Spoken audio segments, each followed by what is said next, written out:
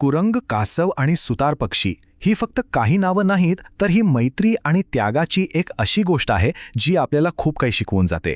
चला आज या प्राचीन जातक कथेच्या खोलात जाऊया. पण ही कथा सुरू करण्याआधी एक प्रश्न विचार करण्यासारखा आहे. आपल्या मित्रासाठी आपण किती मोठी जोखीम घेऊ शकतो? निष्ठेची, मैत्रीची खरी मर्यादा काय असते? याच प्रश्नाभोवती ही संपूर्ण कथा फिरते. ही कथा जातक कथांमधून आलेली आहे, म्हणजे गौतम बुद्धांनी सांगितलेल्या त्यांच्याच पूर्वजन्माच्या गोष्टी. प्रत्येक कथेच्या शेवटी एक महत्त्वाचा बोध असतो. चला तर मग सुरू करूया मैत्रीची ही अनोखी कहाणी. गोष्ट आहे बनारस जवळच्या एका घनदाट जंगलातली. तिथे एका तलावाकाठी 3 असे मित्र राहत होते, ज्यांची मैत्री तशी अनपेक्षित होती, पण खूप घट्ट होती. त्यातला पहिला मित्र होता एक कुरंग म्हणजे हरिण. पण हे काही सामान्य हरिण नव्हतं. तो स्वतः बोधिसत्व होता, म्हणजे बुद्ध होण्याच्या मार्गावरचा एक अत्यंत दयाळू आणि ज्ञानी जीव. दुसरा मित्र होता एक सुतार पक्षी. तो जवळच्याच एका उंच झाडाच्या शेंड्यावर बसून आपल्या मित्रांवर नेहमी लक्ष ठेवायचा. त्याची नजर अगदी तीक्ष्ण होती. आणि तिसरा मित्र होता एक कासव. तो त्याच तलावात राहायचा, खूपच दृढनिश्चयी आणि एकनिष्ठ. हे तिघही अगदी आनंदाने एकत्र राहत होते. पण जंगलातली शांतता जास्त काळ टिकत नाही का? लवकरच एका शिकाऱ्याच्या क्रूर डावपेचामुळे त्यांच्या मैत्रीची अशी काही परीक्षा सुरू झाली की जी त्यांच्या जीवावर बेतणार होती. तर या शिकाऱ्याने काय केलं? एक चांबड्याचा फास लावला. हा काही साधासुधा फास नव्हता. इतका मजबूत होता, जणू काही लोखंडी साखळीच. त्यातून सुटणं जवळजवळ अशक्य होतं. आणि झालंही तसंच. रात्रीच्या शांतवेळी तहानलेला बोधिसत्व पाणी प्यायला तलावाकडे गेला आणि शिकाऱ्याचा डाव यशस्वी झाला. तो त्या मजबूत फासात अडकला. त्याचा मदतीसाठीचा टाहो सगळ्या जंगलात घुमला.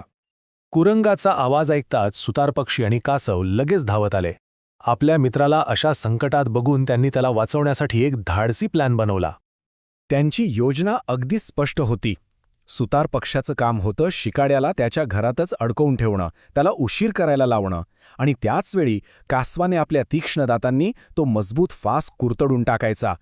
सुतार पक्षाने कासवाला धीर देत म्हटलं, मित्रा, तू अजिबात काळजी करू नकोस. तू फास तोडायला सुरुवात कर. मी त्या शिकाऱ्याला तुझ्यापर्यंत पोचूच देणार नाही. हे फक्त शब्द नव्हते, तर एका मित्राने दुसऱ्या मित्राला दिलेलं वचन होतं. आणि सुतार पक्षाने कमालच केली. पहाटे शिकारी जेव्हा पुढच्या दाराने बाहेर पडला, तेव्हा सुतार पक्षाने थेट त्याच्या चेहऱ्यावर झडप घातली. अपशकुन मानून शिकारी आत गेला.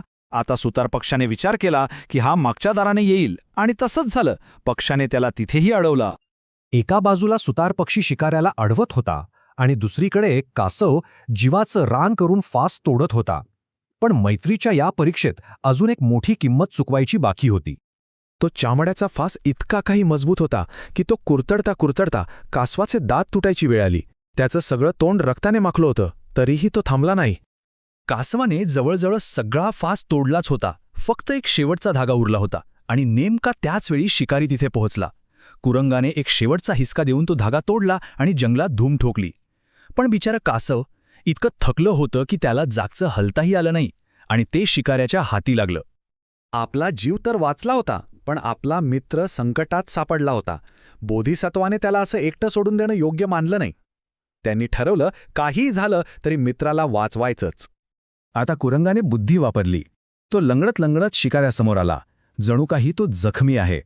लोभी शिकारी त्याला पकडायला धावला, आणि कुरंग त्याला जंगलात खूप आत घेऊन गेला.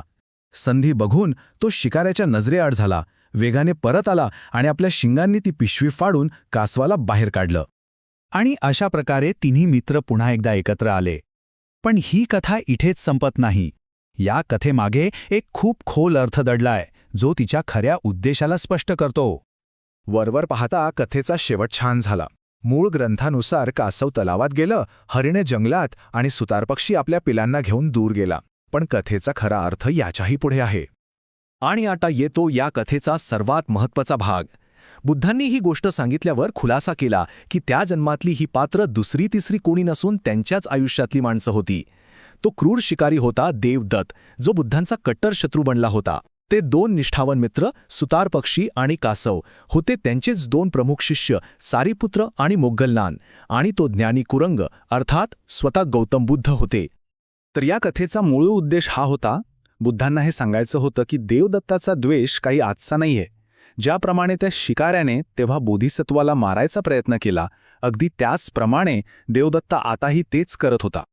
आणि ही कथा आपल्याला एका महत्त्वाच्या विचारासोबत सोडून जाते.